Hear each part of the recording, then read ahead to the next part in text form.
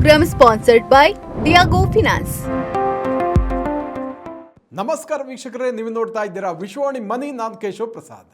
ವೀಕ್ಷಕರೇ, reserve bank of ಇಂಡಿಯಾವು repo ದರದಲ್ಲಿ 2025 December 5ರಂದು 0.25% ಕಡಿತ ಮಾಡಿರುವ ಹಿನ್ನೆಲೆಯಲ್ಲಿ ರೆಪೋ ದರವು 5.25%ಗೆ ಇಳಿಕೆ ಆಗಿದೆ. 2025 ಫೆಬ್ರವರಿ 7ರಂದು ರೆಪೋ ದರ 6.25%ರ ಮಟ್ಟದಲ್ಲಿ ಇತ್ತು. ಈ ವರ್ಷ ಇದುವರೆಗೆ ಒಟ್ಟಾರೆಯಾಗಿ ರೆಪೋ ದರದಲ್ಲಿ 1.25% ಇಳಿಕೆ ಆಗಿದೆ. ಹಾಗಾಗಿ ಇದು ಸಾಲಗಾರರಿಗೆ ಬಹಳ ಗುಡ್ ನ್ಯೂಸ್ ಆಗಿರುತ್ತೆ. ಹಣದುಬ್ಬರ ಇಳಿಕೆ ಆಗಿರುವುದರಿಂದ ಬಡ್ಡಿ ದರ ಇಳಿಕೆಗೆ ಹಾದಿ ಸುಗಮ ಆಗಿತ್ತು. ಇದು ಯಾವ ರೀತಿ ನಿಮ್ಮ ಹೋಮ್ ಲೋನ್ EMI ಅನ್ನು ತಗ್ಗಿಸಲಿದೆ, ಎಷ್ಟು ಉಳಿತಾಯ ಆಗಲಿದೆ ಎಂಬುದನ್ನು ಕೂಡ ನೋಡೋಣ. ಅದಕ್ಕೂ ಮುನ್ನ ಹಣದುಬ್ಬರ ಇಳಿಕೆಗೆ ಕಾರಣ ಏನು ಎಂಬುದನ್ನು ಕೂಡ ಒಂದಷ್ಟು ತಿಳಿಯೋಣ. ನೋಡಿ, ಉತ್ತಮ ಮುಂಗಾರಾಗಿತ್ತು ಈ ಸಾರಿ. ಇದರ ಪರಿಣಾಮವಾಗಿ ದೇಶದಲ್ಲಿ ಆಹಾರ ಉತ್ಪಾದನೆ ದಾಖಲೆಯ ಮಟ್ಟದಲ್ಲಿ ಏರಿಕೆಯಾಗಿದೆ. ಇದು ಹಣದುಬ್ಬರ ಇಳಿಕೆಗೂ ಕಾರಣ ಆಗಿದೆ.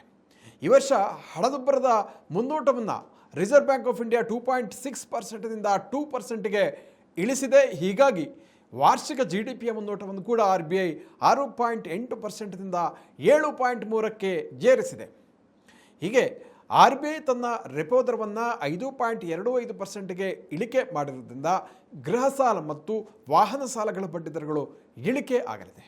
ರೆಪೋ ದರ ಅಂತಂದರೆ ಏನು? RBI ಇತರ ಬ್ಯಾಂಕ್ಗಳಿಗೆ ನೀಡುವಂತಹ ಸಾಲದ ಮೇಲಿನ ಬಡ್ಡಿ ದರ ಅಥವಾ ಸಾಲ ಅಥವಾ ಫಂಡ್ ಅಂತಂದು ಕರಿಬಹುದು. ಇದು ಇಳಿಕೆ ಆದಾಗ ಬ್ಯಾಂಕ್ಗಳಿಗೆ ಸಾಲಕ್ಕೆ ತಗಲುವ ಖರ್ಚು ಕೂಡ ಇಳಿಕೆ ಆಗುತ್ತೆ. ಅದನ್ನು ಬಡ್ಡಿ ದರ ಇಳಿಕೆಯ ಮೂಲಕ ಗ್ರಾಹಕರಿಗೆ ವರ್ಗಾವಣೆ ಮಾಡುತ್ತೆ. ಆಗ ಗೃಹ ಸಾಲ, ಕಾರು ಸಾಲಗಳ ಬಡ್ಡಿ ದರ ಇಳಿಕೆಗೆ ಹಾದಿ ಸುಗಮವಾಗುತ್ತೆ, ಇಳಿಯುತ್ತೆ. ನೋಡಿ, 50 ಲಕ್ಷ ರೂಪಾಯಿಗಿಂತ ಹೆಚ್ಚಿನ ಗೃಹ ಸಾಲದ ಬಡ್ಡಿ ದರ ಬ್ಯಾಂಕ್ ಆಫ್ ಬರೋಡಾದಲ್ಲಿ ಎಷ್ಟಿದೆ ಅಂತ ನೋಡೋದಾದರೆ 7.45% ಇದೆ. ಸ್ಟೇಟ್ ಬ್ಯಾಂಕ್ ಆಫ್ ಇಂಡಿಯಾದಲ್ಲಿ 7.5% ಇದೆ. ICICI ಬ್ಯಾಂಕ್ನಲ್ಲಿ 7.65% ಇದೆ. HDFC ಬ್ಯಾಂಕ್ನಲ್ಲಿ 7.9% ಇದೆ. ಇನ್ನು ಆಕ್ಸಿಸ್ ಬ್ಯಾಂಕ್ನಲ್ಲಿ 8.35% ಇದೆ. ಹೀಗೆ ನಾನಾ ಬ್ಯಾಂಕ್ಗಳಲ್ಲಿ ಬಡ್ಡಿ ದರ ಇದೆ. RBI ಡಿಸೆಂಬರ್ 5ರಂದು ರೆಪೋ ದರದಲ್ಲಿ 0.25%ದಷ್ಟು ದರ ಕಡಿತ ಮಾಡೋದ್ರಿಂದ ಗೃಹ ಸಾಲಗಾರರ EMI ಹೇಗೆ ಕಡಿಮೆ ಆಗುತ್ತೆ ಅನ್ನೋದನ್ನು ಒಂದಷ್ಟು ನೋಡೋಣ. ನೋಡಿ, ಈಗ ಹೊಸ ಸಾಲಗಾರರು 50 ಲಕ್ಷ ರೂಪಾಯಿ ಹೋಮ್ ಲೋನನ್ನು 8% ಬಡ್ಡಿದರದಲ್ಲಿ 20 ವರ್ಷಗಳಿಗೆ ತೆಗೆದುಕೊಂಡಿದ್ರೆ EMI ಏನಾಗುತ್ತೆ? 41,047 ರೂಪಾಯಿಗೆ ಇಳಿಕೆ ಆಗುತ್ತೆ. ಈ ಹಿಂದಾಗಿದ್ರೆ ಎಷ್ಟಿತ್ತು?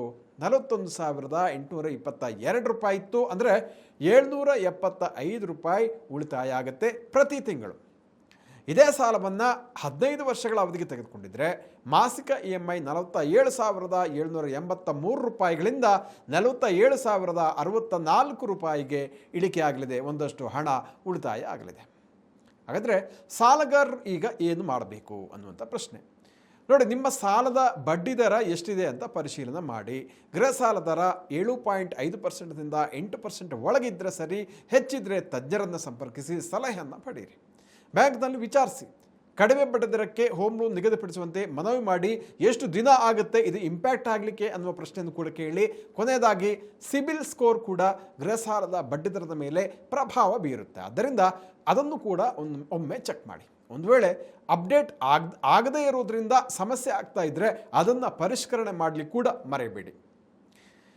ವೀಕ್ಷಕರೇ, ಮತ್ತೊಂದು ಸುದ್ದಿ ಇದೆ. ಶೇರ್ ಮಾರುಕಟ್ಟೆ ನಿಯಂತ್ರಕ ಸೆಬಿಯು ಫೈನಾನ್ಷಿಯಲ್ ಇನ್ಫ್ಲೂಯೆನ್ಸರ್ ಅವಧೂತ್ ಸಾಠೆ ಮತ್ತು ಅವರ Avadhut Sathe trading academy private ಲಿಮಿಟೆಡನ್ನು ಶೇರ್ ಮಾರುಕಟ್ಟೆ ವ್ಯವಹಾರಗಳಿಂದ ನಿಷೇಧಿಸಿದೆ.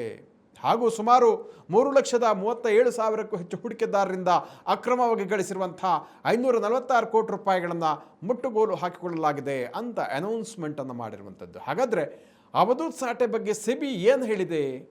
ಮೊದಲನೇದಾಗಿ ಸೆಬಿಯ ಪ್ರಕಾರ ಅವಧೂತ್ ಸಾಠೆಯವರು ಟ್ರೇಡಿಂಗ್ ಬಗ್ಗೆ ಜನರಿಗೆ ಸಲಹೆಗಳನ್ನು ನೀಡುವಂಥ ಸಂದರ್ಭದಲ್ಲಿ ಸೆಬಿಯ ಅನುಮೋದನೆಯನ್ನೇ ಪಡೆದಿಲ್ಲ ಅಂತ ಸೆಬಿ ಹೇಳಿದೆ.